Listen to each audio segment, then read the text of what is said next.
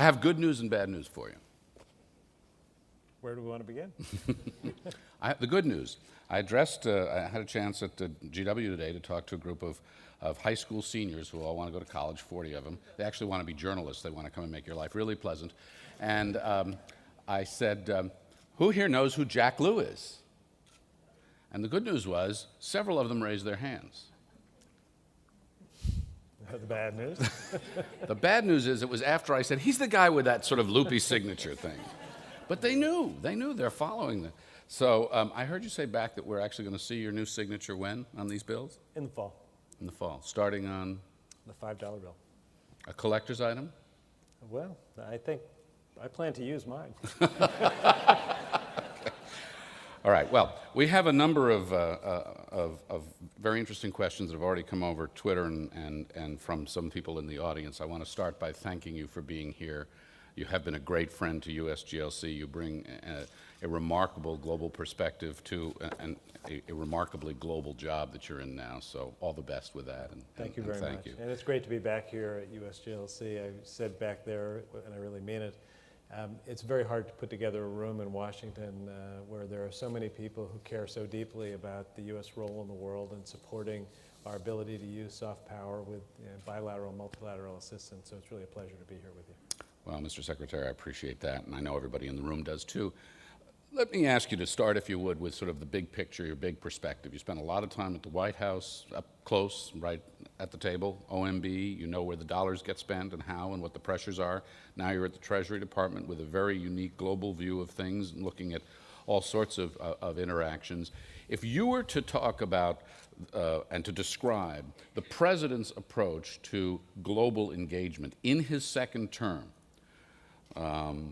forged by the lessons he learned through his first term, the world as you confront it today, the economy, global and otherwise, as you confront it today, how would you describe second term global engagement agenda?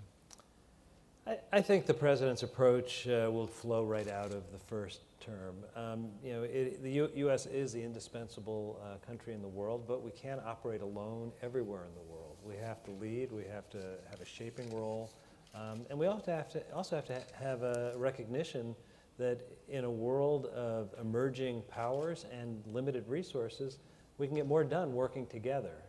And working together doesn't just mean between countries. It means public and private sector working together. It means the NGO world working with the public parties. I think that the approach that the President took in the first term really laid a foundation for this week's trip to Africa.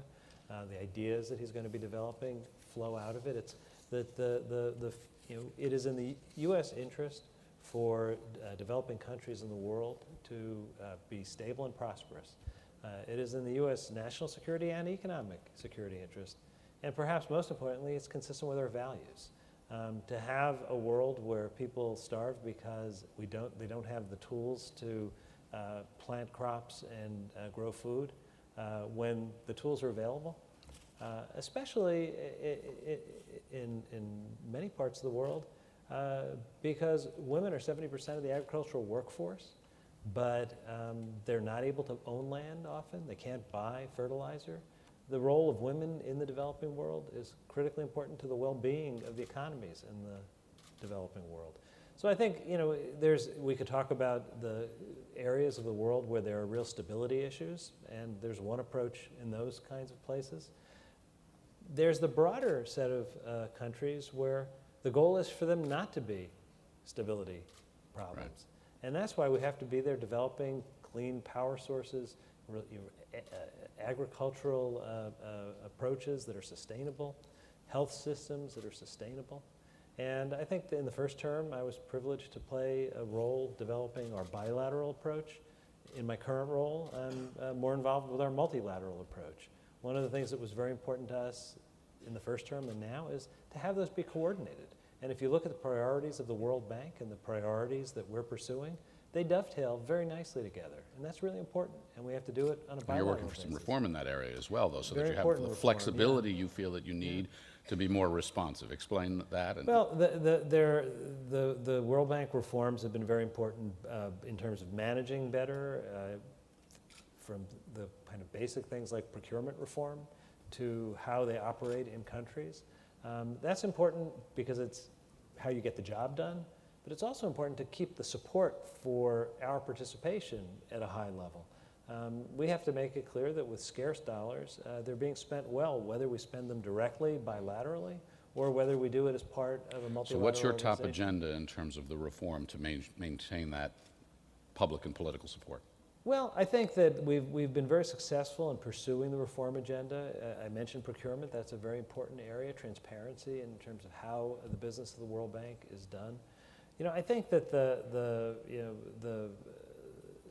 challenge of you know, as Dr. Kim has said, ending poverty, Which he talked about which here we talked today. about here today, is built on a foundation where the pillars are all the things that we have been pursuing for the last 4 years. It's built on making sure that there's sustainable economies, making sure that there's enough agricultural production so that food is available broadly, that women and children can go to get health services, not just because it's being provided by international players, but because organizations are growing up within country to be able to provide the ongoing care. I have to tell you, when I was in Tanzania myself, when I was at the State Department, it was very striking to me. I expected to be most impressed by the kind of medical science and the outreach. The simplicity of the things that make a difference is what really struck me. Putting a tin roof outside of a waiting area so that when women had to wait for 3 hours to see a doctor, they weren't sitting in the rain, made a huge difference. They were willing to wait for 3 hours, just not in the rain. We had a very interesting conversation recently over at the university about this, and it's about this word innovation, and I want to ask you about that. But one innovation that was pointed out in agriculture, for example, is simply changing the hours of business that are often conducted, because with so many women who then have responsibility for children, they need different hours to have access to others in the business world. So these innovations can take place at a lot of different levels. It could be an hour that a business operates or a roof over their heads. But use that word for me and take us inside to what you're doing or what you would like to do, and talk about what you think is the most innovative or some of the most innovative initiatives in terms of this smart power agenda that you and the administration are now working on. You know, I think that if it really depends which area you look at. If you look in the health area, I think one of the innovations that we brought in was saying if you have a very successful program to use a platform to reach out to people to treat HIV, then you have a platform to extend other services from preventive health to reproductive health. That if you have technologies that are simple and sustainable, like smart stoves, you don't always need a big project to make a big difference. But the big projects have to be smart. The big projects have to be things that can last beyond the international presence and not just become monuments to well-intentioned plans, but not sustainable in country. We had a conversation up here a few minutes ago that touched a lot on public-private partnerships. You're involved in a lot of that in your role at Treasury. Where do you see some of the most innovative initiatives there? You know, I think if you look in the food area, the partnerships between, there are dozens of companies that have gotten involved in the international effort, which we're very much a part of. That ranges from companies that have products that they can deploy, seeds and the like, to technologies that can be used, to markets that they care to develop, they want to develop. I think we need to harness this can't just be about doing good. It is about doing good to help end poverty and to improve the quality of life. But it's also very practical. From the government's perspective, it's about security, because we are safer in a world where people have stability and they're not starving. And for participants in the private sector, for NGOs, it's about pursuing their mission. For businesses, it's about pursuing their markets. And those don't have to be hostile to one another. There's a question here that I'll go to now that came across Twitter stream for us that I want to ask you. Big climate speech today, Africa tomorrow, any connection? Well, obviously, in the climate speech today, the president spoke a bit about the international piece. I think Africa will get much more deeply into the need for clean power sources in Africa. But one of the things that the president said in the speech today, and it's very important, is that we as the world community can't continue to support, coal-burning power plants that don't meet basic standards. And we have to encourage sustainable technologies, and we have to do it in a way that is affordable in the country that is getting the power. And I think that's a big challenge, but we have the capacity to do it. Yeah, I noted in his talk, he was talking about, I think it was $7 billion or so in financing for climate mitigation adaptation projects in the developing world. Do you see a substantial change on the horizon then for how America is going to engage the world with the climate agenda, assuming a different place in the calculus? I think that the climate issue is really truly one of the kind of formative issues of our day. I mean, we saw in just less than a year ago with Superstorm Sandy, the magnitude of damage that people don't think of as being possible in the east coast of the United States. Think about what that does in the developing world, where it just can wipe out every bit of an economy. Resilience is important. Adaptation, the answer can't be that you can't run an economy. The answer can't be that you can't grow food. It has to be adapting to doing it in a way that's consistent with what we all have to be part of, which is recognizing the limitations of our natural resources. So how does that change, or does that change when we talk about smart power and engaging with the world, the way we're doing and what we're doing? Obviously, it's challenging. I think it was very significant that in the recent summit between President Obama and President Xi, that we reached an agreement on the HFC issue. To put that under the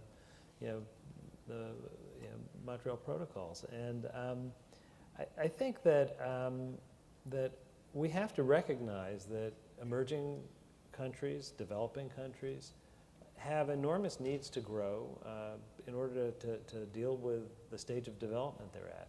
We have to help through bilateral and multilateral assistance and advice to steer that in a path that's consistent overall with a sustainable future for the globe. And the answer can't be us telling emerging countries you can't grow. We have to help them adapt and find ways, and that's what these programs are really about. It's not about telling them to eat their spinach. It's about telling them you can grow your spinach in a sustainable way. Mr. Secretary, nobody knows the sequestration story and the austerity story better than you. I have this picture of a gigantic calculator on your dining room table. And,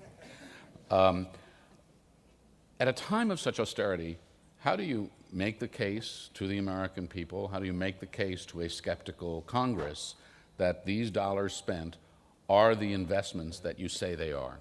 It's a great question. I think that, let me answer it in multiple parts. I think that first we have to make the case that it's in our security interest, both our national security and our economic security. Now, national security is a case that's fairly easy to make when you look at a world where unstable countries have been source of hostile access, and more stable countries are going to make the world a safer place. Economic security, you look at something like the IMF, very important institution. It gives us the ability, because we have a veto power in the IMF, through a share to leverage our influence in the world, and whether it's in North Africa after the Arab Spring, or in Europe at a moment of crisis, it gives us the ability for the United States to play a much larger role to keep things from becoming a threat to the U.S. economy. Well, we have legislation that's going to have to pass this year in order to keep that going at the IMF. You're worried about that legislation? I'm working on it. I don't worry, I work. And you don't worry while you work? Well, it's something I think all of us have to worry about, because the U.S. leadership in the world is composed of many different elements. One piece of it is our ability to have the influence that we have in the IMF. I think that a second area where I would go in terms of making the case is that we do run these programs well, and much better than they were run at points in the past. And we talked about the reform agenda before. We can't be afraid of reform. We have to embrace reform. We have to always want to do better. No matter how much progress we've made, we have to make more progress and show that we are spending taxpayer dollars wisely for good purpose. The third thing, which is, I think, probably least well understood out in the country, is how small a share of the federal budget foreign assistance is. If you ask people, they think it's a huge percentage, when in reality, it's not even 1%. And if for less than 1% of the budget, you can do things that enhance your economic and national security, that's a wise investment. It's why there's so much support from our military leaders for this agenda. So do you find it more challenging or not to argue on behalf of these expenditures and investments? More difficult than what? Than it's been, given the climate of austerity. I mean, because on the one hand, you can point to clear cases where the investment has paid off. You can point to, you have the data to prove this, right? On the other hand, we're living in tight times. On the other hand, we've got a globalized world. People know that. We are going to have to make tough trade-offs everywhere.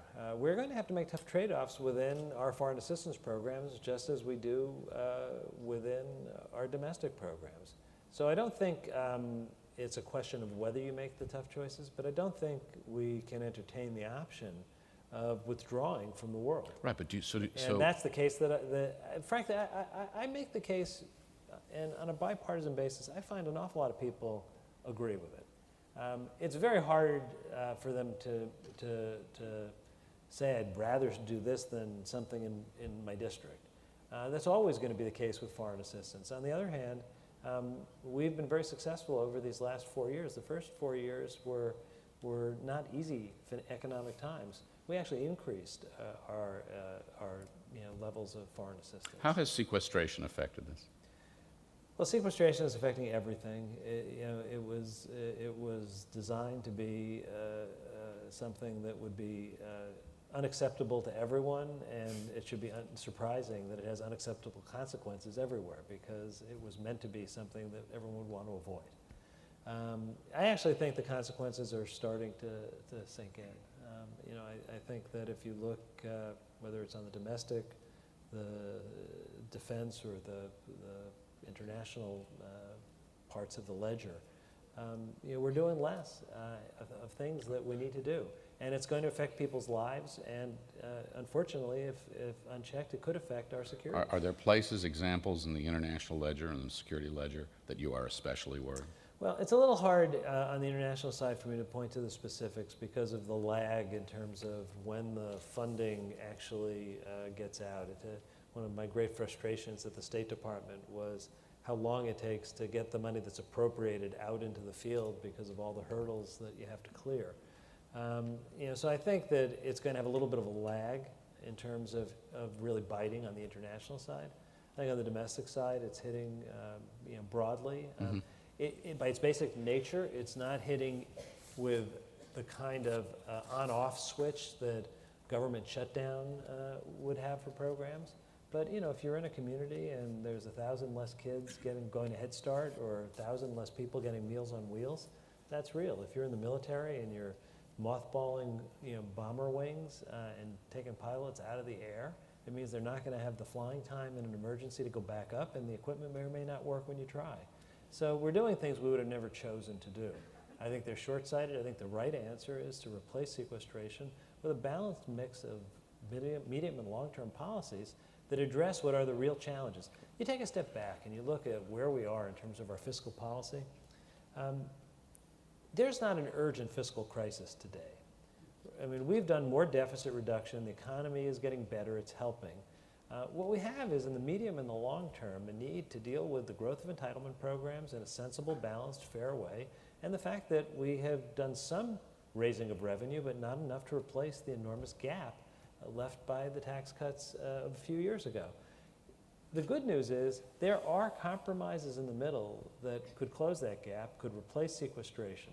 If you look overall, we're arguing about composition, not about the amount of deficit reduction. President has made the case both when he was in Mexico and now on the eve of going to Africa that global engagement is critical to economic prosperity at home. He keeps bringing the story home. He keeps trying to make this relevant and explicable to ordinary Americans. Can you dive into that a little bit more for us and make some specific connections? You know, I think it's true in so many ways that we have a global economy now. You know, whether it's markets for our goods or sources of raw materials or exchanges of knowledge. There's virtually no aspect of life that isn't very much affected by things that happen around the world, not just in the United States. People don't appreciate that Buick sells really well in China. Not all American cars, but Buicks do. Yeah, yes, they're hot. And you look at Europe and China; they're our largest export markets. It makes a huge difference to us that they do well because those markets grow. We don't just buy from them; we sell to them. And in the developing world, the amount of consumer demand that could be tapped, when you go to remote villages in Africa, you see American toothpaste on the shelf, even in a store that doesn't have a cash register. And that's not the reason alone, but it is good for the American economy for there to be a consumer market in the most populous countries in the world. We have a few minutes. I want to do sort of most and least of a few things. So you know this space very well. You know USGLC and this issue set. As you look around and think about the world, where do you see the most interesting opportunities right now? You know, this is so much different a period than 4 years ago. So we have opportunities to build new relationships in places like China, to work in the developing world with emerging countries that have enormous resources that they increasingly want to tap in a responsible way. I can't say that there's one. It's part of the nature of the global world that I don't think there's one. We don't get to choose that we're going to focus on either Africa or Asia or Latin America or Europe or China. I think what we need to do is, in the aftermath of the financial crisis, in the aftermath of the United States facing the economic fallout, we're in a much stronger place as a country. I think that the world admires the resilience of the American economy, and notwithstanding the debates of the last few years, the resilience of the American political system. You look around the world right now, and 4 years ago, there was a lot of speculation, would the United States be able to be the player in the world that it used to be? And now everybody's looking and saying, how do we get our growth to where the United States is? How do we emerge from financial problems and economic problems with democracy intact? So we still have, there's a lot for us to do in the world, and the United States is the indispensable leader of the world. How about most significant challenge in moving the global engagement agenda forward? You know, look, the challenges are many. The scale of the challenges, is daunting. You talk about ending hunger in the world. It ends up you're dealing with one farmer at a time, and there are millions and millions and millions of farmers. So you can't have a retail relationship where one or another great power comes in and does it. You have to build systems in countries that are economically sustainable, socially and politically sustainable, and it's hard. It's easier in some ways to come in and put an American or a developed world footprint down and to do things for people.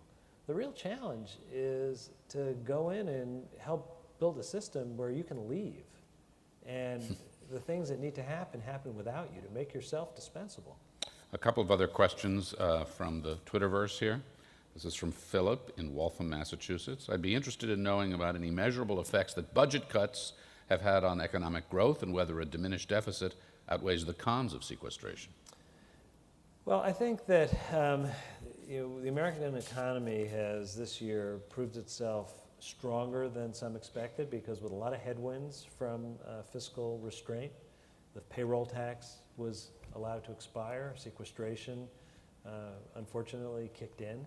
And the economy is still growing in the 2% range, and there's a lot of forecasts that show the end of the year, beginning of next year, considerably stronger. I think you have to distinguish between things like the payroll tax cut and sequestration. The payroll tax could not be permanent. It was not something that was consistent with funding our long-term needs in Social Security, and it was a question of when it was withdrawn. Sequestration is avoidable. It can be replaced. If you look at what it means macroeconomically, it's 0.5 to 0.75% of GDP. It's about 750,000 full-time equivalent jobs. If you could give me a piece of paper that I could enact into law to create another 0.5 to 0.75% of GDP growth, I would think you'd be a hero if you could present that plan. So replacing sequestration and avoiding the kinds of unintended consequences that I've just gone through remains a pretty big challenge. The good news, looking at next year, there's not any obvious next round of kind of headwinds from federal policy. What we need to avoid is any self-inflicted wounds. I mean, we went through in 2011 a real spectacle in this town where for the first time in my more than 3 decades in this business, there was actually a debate about whether or not the United States government should or could default. It was amazing. No one would have believed that that would have been something that was debated. And I think, hopefully, we're beyond that. I don't think anyone is going to bring us to that level again, but we have to avoid self-inflicted wounds, and it would really be better for the economy if we could replace sequestration. All right, very quickly, because I know we got to get you out of here, but this is one last question I want to get from the outside in. What actions does the United States government intend to take to bring about sustainable, stable prices for food commodities across the globe, which are rising due to commodity exchanges? Well, markets obviously have rhythms of their own. Markets go up and markets go down. We can't legislate market prices. We can help to ensure that countries around the world that right now do not have the ability to grow enough to feed their own people have access to the technology, the tools, the knowledge to do better. And by the laws of supply and demand, that's going to have an impact on market prices by definition. So I think that we have to do our part helping to share the bounty that we have, but more importantly, we have to help to grow the ability for countries around the world to meet their own food needs. It's been a long day for a lot of people in this room. You're about to leave us, but maybe you want to take 60 seconds for your parting thought to this group and to this conversation about both global engagement, smart power, and making that case. Well, Frank, I appreciate the chance to be in this conversation with you today and to talk with this group. I think this is a group I probably least need to make that case to, because you're here because you know that engagement and using all the tools of smart power, along with the traditional tools of military power, is what gives the United States the ability to play the role in the world that we need to in the future. It would be a much less promising future if we were to withdraw the tools of smart power. It used to be called soft power as opposed to military power, but I think it's a huge innovation to call it smart power because the two together give us really an enormously enhanced ability to make the world a safer and a better place, and a place where our economic and national security in the next generations is going to be safer. And this group is here because they know that. And so are you. So thank you very much for all that you do and for being here today and for sharing your thoughts. Really enjoyed it. Thank you.